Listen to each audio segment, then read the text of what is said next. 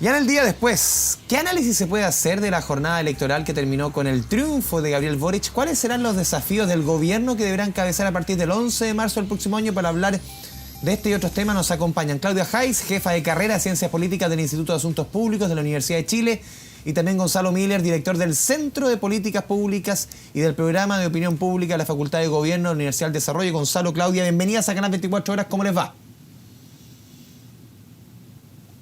Hola Andrés, un gusto estar aquí con Gonzalo y contigo. Gonzalo, buenas tardes. Andrés, Claudia, buenas tardes. A ver, han habido diversas reflexiones respecto a lo que sucedió el día de ayer. Quiero mencionarles una, a ver qué les parece la reflexión hecha hoy día en una entrevista en el diario La Segunda por Daniel Mansuy. Él dice, el gran error sería, de parte de la coalición hoy día de gobierno, Apruebo Dignidad, sería leer esta elección como un gran triunfo ideológico. El mismo error que cometió Sebastián Piñera hace exactamente 4 años. ¿Cómo lo ves tú esa reflexión de Daniel Mansuy, Claudia? Yo creo que en un sentido es un triunfo ideológico en términos de la demanda por derechos sociales, si es que eso se puede llamar ideológico, ¿verdad? Yo creo que sí hay una demanda transversal por mayor protección social, pensiones, salud, educación, vivienda, por una relación distinta entre lo público y lo privado, y yo creo que eso se ha mostrado de manera consistente en el estallido social, en la elección de la Convención Constitucional, en el masivo apoyo al proceso constituyente con el 80% y en esta elección.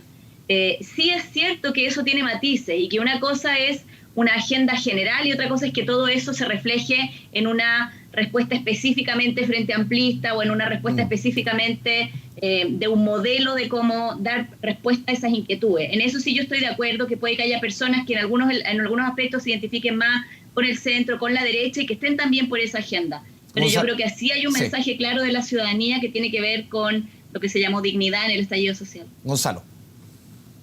Sí, yo creo que Daniel Mansuy y Daniel Clau es un fenómeno que ocurrió ya en 2017, recordemos, bastante similar, ¿no? Se esperaba una elección estrecha entre Sebastián Piñera y Alejandro Guillé, irrumpió casi 1 millón de nuevos electores, hemos sabido ahora, otros se retiraron de la primera vuelta, no votaron, y finalmente esa elección terminó con 10 puntos de diferencia a favor de Sebastián Piñera. Eso fue leído como un triunfo ideológico, se avanzó sin contar con los votos en el Congreso y produjo gran parte del entrampamiento de la reforma durante estos años. Yo creo que en el caso de Gabriel Boric, él leyó bien la segunda vuelta, en términos de que tenía que moderarse mucho, y eso es lo que explica, por ejemplo, la salida de Camila Vallejo, la incorporación de Isquia Siche, mover su propuesta, y finalmente eso le terminó dando un triunfo que le permitió subir desde el 26% de primera vuelta a el 55% de segunda vuelta. O sea, hay una lectura correcta del cambio, pero sin duda que hay un concepto que se llama votos prestados, ¿no? Finalmente los votos propios más ideológicos son los de la primera vuelta. Los votos de la segunda vuelta, al igual como le ocurrió a Sebastián Piñera, son votos prestados de gente que prefirió esa alternativa, es un legítimo triunfo, y la prefirió conociendo las propuestas, conociendo todo, pero que de alguna manera está esperando que se cumpla, uno dice, la moderación que ocurrió en esta segunda etapa. ¿Por qué el giro, Gonzalo y Claudia, por qué el giro en esta segunda vuelta hacia el centro a uno le resultó más que al otro? Porque claro, los dos crecieron mucho en el electorado, pero a uno le resultó muchísimo más que al otro. Boric crece 2,8 millones de votos prácticamente. En el caso de José Antonio Kast, crece prácticamente, si calculo a la rápida, más o menos 1.700.000 votos. ¿Por qué le resulta mucho más a uno que a otro, Gonzalo?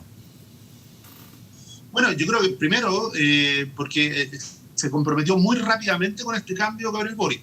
O sea, cuando uno dice, hay figuras que estaban en la primera vuelta que desaparecen y aparece Isquia Siche como figura dominante, ¿no? De hecho, la vimos ayer en el escenario casi en exclusiva a Isquia Siche.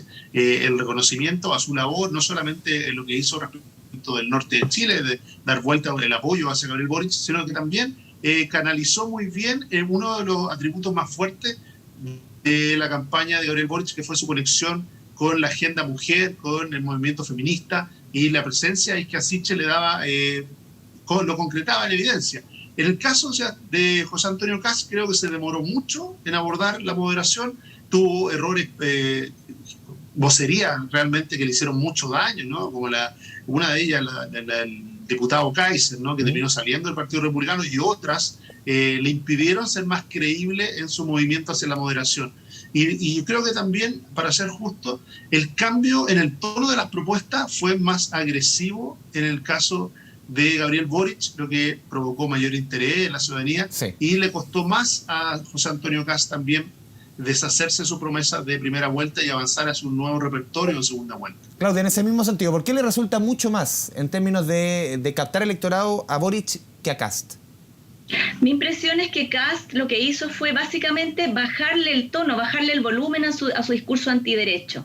Dijo que él no era misógino, que él no estaba contra los derechos de las mujeres, eliminó esta idea de cerrar el Ministerio de la Mujer, dijo que había mujeres que tenían parejas mujeres que habían ido al matrimonio de su hija, ¿no? Que no tenía nada contra la homosexualidad. Yo creo que trató de bajarle el volumen, digamos, a ese discurso, y también mantuvo, digamos, la alimentación, digamos, del temor a la izquierda como algo que podía amenazar la economía, el discurso anticomunista de posicionar a Boric como un comunista que era peligroso, y también insistió en su discurso de seguridad pública, que ya estaba muy presente en primera vuelta, su discurso sobre todo de orden público, de reforzar carabineros, etcétera. No hubo un giro muy importante en ese sentido, en este acercamiento al centro, podríamos decir. En cambio, Gabriel Boric, mi impresión es que dentro de la misma agenda que él ya había planteado, incorporó otros temas a los que no les había puesto atención, especialmente la preocupación por el manejo económico, que era uno de los discursos de la derecha para, digamos, desacreditar la gobernabilidad que podría tener un gobierno de Boric, y ahí entonces reforzó el tema de las pymes, de la responsabilidad fiscal, etcétera, y también incorporó la seguridad pública que había estado ausente de su primera vuelta, hablando del orden público y hablando de la necesidad de modificar el funcionamiento carabinero y de la necesidad de tener seguridad pública. Yo creo que en ese sentido fue más coherente y más creíble lo de Boric que lo de Kast. ¿Claudia? Y además creo que Kast, y esto lo dijo Pepe Out hace poco en la prensa, Kast no incorporó la dimensión social, que como digo yo creo que ha sido el mensaje más claro y más contundente de todas estas expresiones políticas muy mayoritarias que tienen que ver con derechos sociales. Kast no se movió en ese sentido ni un milímetro de su programa de primera vuelta. La figura de Isquia Siches, se lo pregunto a los dos, porque muchos apuntaban a Isquia Siches, claro, cuando llega la campaña y el rol que ha tenido ha sido una evaluación transversal que ha sido más que positiva, apuntaban esta va a ser la próxima ministra de Salud. Y ahora muchos piensan que quizás el Ministerio de Salud le va a quedar chico, que va a entrar al círculo de hierro. Claudia. Sí, yo creo que ella tiene una capacidad de comunicar, una credibilidad, y además dio vuelta a Antofagasta, dio vuelta a los votos del norte de una manera muy impresionante. Yo creo que eso la hace una buena candidata al comité político y en particular a las comunicaciones del gobierno. Gonzalo. Yo creo que el rol, todavía nos cuesta calibrar bien el rol de Isquia Siches. Yo creo que fue un aporte. Si uno mira las reacciones, y quiero interpretar las reacciones del propio Gabriel Boric, por la importancia que él le dio a su rol, creo que tuvo un rol de conducción política muy importante, mucho más allá de lo comunicacional. Yo creo que sus fortalezas no fueron tanto lo comunicacional, fue el rol político que jugó. Se atrevió a decir cosas que nadie más se atrevía a decir en el Frente Amplio, como por ejemplo, me gustaría tener a Paula Daza en un gabinete, no desecharía alguna propuesta de Sebastián Siches, que son decisiones políticas, ¿no? Decirle, cuando tú dices te quieres mostrar abierto, quieres moderar tu discurso, bueno, yo creo que el cambio de tono, cuando deja la vocería Camila Vallejo e ingresa Isquia Siches, tiene que ver con eso. Demostró más cintura y flexibilidad, lo que le permitió conectar mejor con el ciudadano. Yo creo que no es solo comunicacional soporte, yo creo que es más un rol político. A mí no me extrañaría que estuviera en el Ministerio del Interior o en un ministerio político. Sí, Gonzalo, hoy día decía Sebastián Edwards, esta es sin duda el fin de la era neoliberal. ¿Cómo lo ves tú? Bueno, sin duda que hay un cambio de ciclo, un cambio de lógica, un cambio de discurso, un cambio de elenco, ¿no? Con mucha fuerza. Lo más probable es que veamos una nueva generación acceder al poder a través del triunfo de Gabriel Boric. Yo creo que eso va a ser así. Yo creo que además, si uno mira sobre todo en sus apoyos de segunda vuelta, rodearse de Isquia Siches, una persona de izquierda pero independiente, no proveniente de los partidos, y es el modelo, creo yo, que más le acomoda al presidente electo Boric. Más que algo tan cuoteado, lo dijo hoy día cuando visitó La Moneda, no quiere un cuoteo político, no quiere reproducir, sobre todo porque la conformación de Apruebo Dignidad le daría un protagonismo excesivo, creo yo, al Partido Comunista, algo que no quiere o no lo va a hacer. Va a ser parte, sin duda, pero piensa tú que el Partido Comunista hoy día podría aspirar a un 50% del gobierno en esa lógica, y él dice no, aquí no va a haber cuoteo, aquí lo que va a haber es mucho espacio para figuras independientes, incluso figuras de regiones.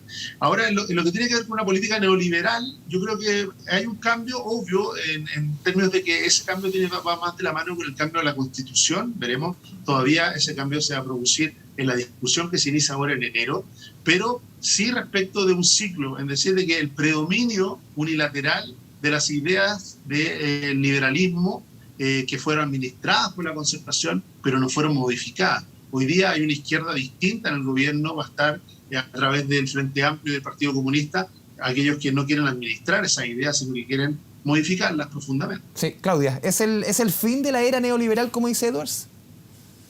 Yo creo que tal vez sea el principio del fin. No creo que este gobierno en particular marque el fin del neoliberalismo de un día para otro. Se va a demorar más, ¿crees tú? Obviamente ir sacando un poco instituciones que en ese sentido. Yo pienso que hemos tenido un modelo neoliberal implementado en dictadura y mantenido en cierto sentido a la fuerza en contra de la voluntad mayoritaria a través de instituciones, principalmente la Constitución del 80 y de todo el entramado institucional de lo que se han llamado los enclaves o lo que Atra llama las trampas o los cerrojos de la Constitución, y en ese sentido creo que lo más importante respecto de la superación del neoliberalismo, y por eso entiendo en realidad un cambio en la relación entre lo público y lo privado, una concepción más enfocada a la provisión de servicios básicos como derechos sociales y no como algo que dependa de la capacidad de pago. Y yo creo que eso va a empezar a cambiar a través del proceso político y a través de las leyes, cuando se levanten estos cerrojos que, como digo, han mantenido a la fuerza. De hecho, hay un libro que se llama Neoliberalismo a la fuerza o algo así, porque es lo que ha impedido un cambio que yo creo que es sentido y que ha sido querido por la mayoría de la gente, pero que no ha sido posible porque hasta ahora cualquier forma más redistributiva era inconstitucional. Claudia, y también te hago la pregunta a ti, Gonzalo, ¿cuál es el rol que va a jugar, creen ustedes, en estos 4 años José Antonio Kast en la derecha? ¿Va a cambiar Chile Vamos en su conformación actual? ¿Va a tener que sumar sí o sí al Partido Republicano? ¿El gran líder de la centro-derecha va a ser José Antonio Kast? ¿O eso va a depender, por ejemplo, de la discusión en el Parlamento? Yo pienso que esa es una gran pregunta y es una pregunta que tiene mucho que ver con la calidad del debate democrático en Chile. Yo creo que la campaña de Kast polarizó el debate político y empezó a polarizar, a permear hacia abajo con mentiras en la campaña, con una campaña muy de desprestigio del oponente. Yo creo que José Antonio Kast representa una derecha populista peligrosa para la convivencia democrática, para el diálogo democrático, y creo que efectivamente el resultado que él obtuvo, si bien es menos de lo que esperaba y es una gran distancia con el Frente Amplio, aún así creo que es un buen resultado el que él obtuvo, es un apoyo sustantivo, y me pregunto si no sale él fortalecido como figura política dentro de la derecha, a expensas de una derecha más social, más democrática, más parecida a las derechas europeas y a una derecha como la que yo creo que necesita Chile para tener posibilidades democráticas de alternancia en el poder y de debate cívico. Sí, Gonzalo. Yo creo que el rol de José Antonio Kast no está escrito, no es natural tampoco, no tiene un destino natural. Él tiene un liderazgo, obvio, acá obtiene el 44% de los votos, pero hay una conversación pendiente con Chile Vamos. Yo no comparto, de hecho el día domingo dio muestras suficientes de su espíritu republicano y democrático. Cuando hablamos de polarización en Chile, para hablar en serio de polarización y fake news, tendríamos que hablar de que eso fue parte del tono de toda la campaña, ¿no? Hubo una polarización general, o sea, las posiciones que se vertían contra José Antonio Kast, muchas de ellas también eran falsas, y eso ocurre de lado y lado. Ahora, yo creo que tanto Gabriel Boric como José Antonio Kast han logrado escapar a eso y lograron reunirse, dar una imagen de Chile a la altura de lo que los chilenos quieren y de lo que sobre todo la moderación implica, ¿no? O sea, uno recuerda, hay nubes suficientemente oscuras en el horizonte en materia económica y social como para que la polarización y la división propia a veces de una campaña electoral se prolonguen en el tiempo. Ahora, el rol que va a asumir José Antonio Kast, como ha ocurrido en otra época, Andrés, creo yo que va a depender mucho de la relación que tenga el gobierno. Así como Sebastián Piñera, de alguna manera su gobierno fue construyendo el camino para que volviera Michelle Bachelet en su segundo mandato, y Michelle Bachelet, de alguna manera también, con su segundo mandato, con los errores y aciertos, terminó proclamando al propio Sebastián Piñera en su regreso lo que haga Boric, y la manera, si es que mantiene el tono de moderación o retroceda al Boric de primera vuelta, va a definir también el futuro de José Antonio Caz y su liderazgo. Gonzalo, Claudio, le agradecemos este espacio con Canal 24 Horas. Muchas gracias. Muchas gracias por la invitación. Chao, chao.